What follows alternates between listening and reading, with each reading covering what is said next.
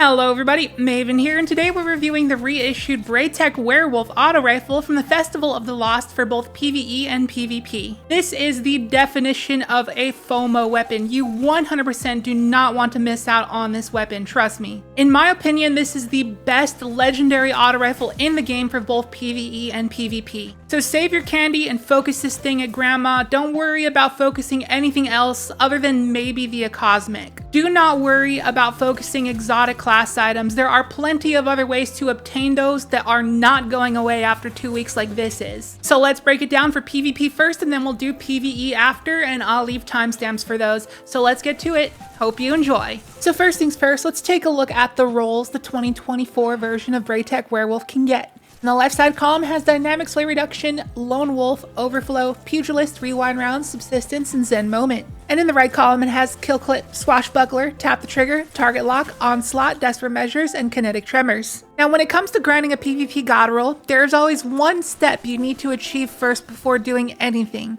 And that's finding out the best recoil stat for the weapon you're farming.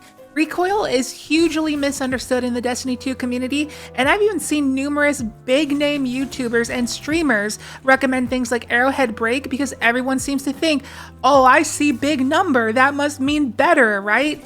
Wrong. Just because you can get 100 recoil direction on a weapon, that doesn't mean it's good. People tend to forget that Bungie added a feature over a year ago called deterministic recoil. Every weapon is going to have a mind of its own, and your job is to change its mind. In other words, a weapon will want to bounce a certain direction, and you need to correct it by making it bounce in the opposite direction. So let me show you what I mean with the recoil test. We're going to start out here with the weapon's base recoil of 74. This is with no recoil perks added whatsoever. I'm going to line up my crosshair between all of these white lines just as a reference point and dump the mag, and as you can see, it's not bad. It starts out going to the right very slightly, but then it goes over to the left and stabilizes itself from there. Now on to the next possible recoil direction. This is with extended barrel, bringing our recoil to 84, which should lean very slightly to the right, if only by 1 point.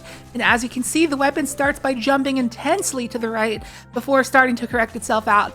And as it starts to stabilize, it starts to drift to the right ever so slightly again. And now we're starting to bring out more of the weapon's true intentions. It's deterministic recoil. The Braytech Werewolf is a weapon that tends right. Now we're going to add a counterbalance stock to our roll without a barrel perk, and that's going to bring our recoil direction to 89, which as you can tell by the little cone, it leans very much to the left. And if our theory is correct, then if we make it lean left, it should correct that fact that the Braytech Werewolf is a weapon with deterministic recoil that leans to the right. So giving it a try here, and sure enough, making it lean left fixes that intense bounce it had to the right at the start. But as expected, it climbs back over to the left and then evens itself out. And on the lower half of the mag, it seems very vertical, since your 89 recoil stat really wants to make it go to the left, but your deterministic recoil wants it to go to the right, so therefore you have successfully balanced it to make it vertical. And that, kids, is where babies come from. And to further solidify this proof, here is a roll with Arrowhead Break and Dynamic Sway Reduction. And this is what the average Destiny player would believe would be the best recoil direction a weapon could possibly get. People see that juicy 100 stat and immediately believe it doesn't get any better than that, and you tack Dynamic Sway Reduction on top of that, and it couldn't get any better, right? Well, as you can see, it starts off by jerking far to the right like last time, which is not good at all. In PvP, that could definitely throw you off your target. And if you're wondering why 100 recoil isn't perfect here, that's because you're perfecting its intended recoil. And since the Braytech alone tends right, when you achieve that 100 recoil, then it's going to let your gun do what it wants to do without any interference.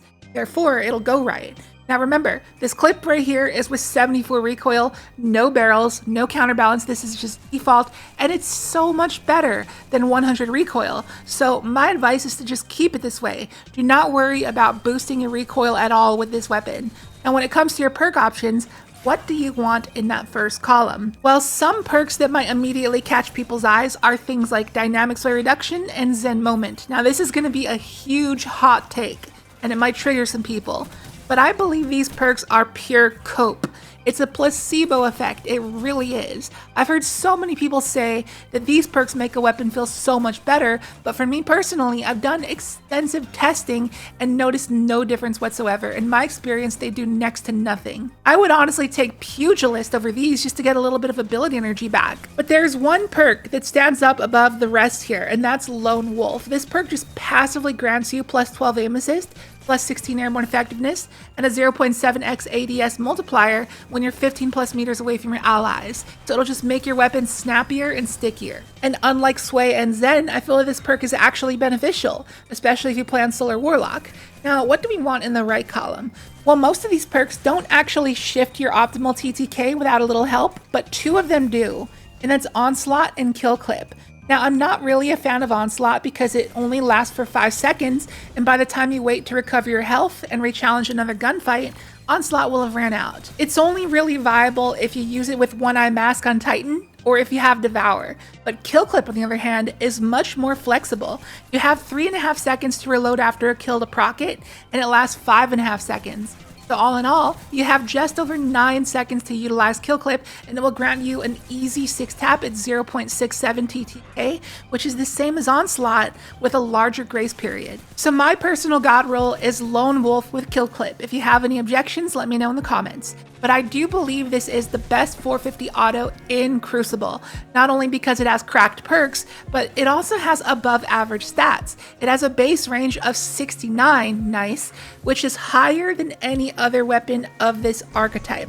The next highest obtainable 450 auto has a base range of 64, so the Braytech is 5 higher. So the Braytech is just the best by default. And with that, we're moving on to PvE. Now, I did say in the intro that this is the single best auto rifle in PvE. Now, when I say that, I'm talking about tough endgame content. I'm talking master dungeons, master raids, day ones, grandmasters, stuff like that. I'm talking about very difficult content that has champions. Now, yes, there are no auto rifle champion mods this episode, but there probably will be in the next episode and future episodes beyond. You're going to want to be prepared with a heavy-hitting auto rifle that's great for stunning champions. And with that said, look no further than the Braytech Werewolf because this is the best one ever. But when it comes to easy content, is the Braytech Werewolf the best auto ever? Absolutely not. First of all, it's a 450, which is one of the lower DPS archetypes. Secondly, take another glance at the perks. There's nothing that's really going to slay out trash mobs as hard as something with like Incandescent or Volt Shot, for example. There's just no way it's going to compete. But when it comes to difficult content where everything is tanky as heck, this thing literally gets the best of the best 2 perk combination possible that a primary weapon could have, which is Rewind Rounds and Kinetic Tremors. When enemies are tankier, they'll survive long enough for Kinetic Tremors to proc on them, and at that point, no trash mob is living it. Even most elites will go down with a Tremors proc. And you'll do much chunkier DPS to majors than any other primary role will. Kinetic Tremors is just such a powerful perk, and when you pair it along with Rewind Rounds, it becomes twice as insane, because Rewind Rounds will refill your magazine based on how many shots you landed with your mag, so it essentially gives you double mag size, and you know what that means? More Kinetic Tremors procs, which is greatly adding to your sustained DPS. Testing it out against Carl here, and you can see that when our mag runs out, it just gets auto-refilled by Rewind Rounds, allowing us to proc Tremors a few more times. Each time Tremors procs is hitting for over 7,000 damage 3 separate times. That's over 21,000 extra free damage. And that's happening several times over the course of 1 magazine, all thanks to Rewind Rounds. It's a nasty combo. And we're able to take him out pretty easily in just 2 magazines. And doing that test again with a side-by-side comparison against just some random SMG I pulled out of my vault, you can see that the DPS on this auto is just miles ahead of the SMG, even though SMGs naturally do much more DPS than autos by far, but that just goes to show how insane this god roll is. And seeing as how a lot of majors and champions and grandmaster content will be almost as tanky as Carl, having a roll like this will be hugely beneficial over some random junk ad clear auto you have collecting dust in your vault. This is literally as good as it gets until the day we get a 720 kinetic auto with this roll, which might never happen. I'm just praying to the Bungie gods that the Steel Feather Repeater will have this roll when it inevitably gets reissued. Now, one more cool thing I wanted to show you about this roll is what happens when you pair it along with the Actium War Rig exotic Titan chest piece that steadily reloads your auto rifles. And flashing lights warning here for obvious reasons, but Rewind Rounds refills bullets back into your mag based on how many bullets you landed. And since Actium is constantly reloading bullets back in, you're able to land so many shots that rewind rounds just straight up fully reloads your mag. So the end result is that you have literally infinite mag size. Not that this build is something you would actually use anywhere in Destiny 2, but I thought I would just show you this trick because I thought it was cool. That's all. So that's going to wrap up my review of the Braytech Werewolf. How did you feel about it? Let me know in the comments, and if it helped you out, maybe you can return the favor by hitting the like button. Good luck farming this thing.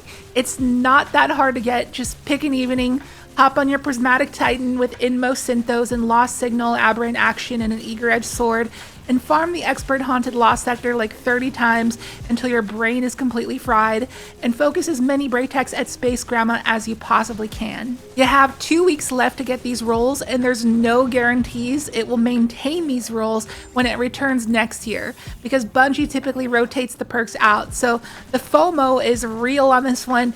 Get it while it's hot. And that's going to do it for this one. Thank you so much for watching. If you're new here, I'd appreciate if you hit that subscribe button. Would love to have you here for more content on the way, and I'll catch you in the next video.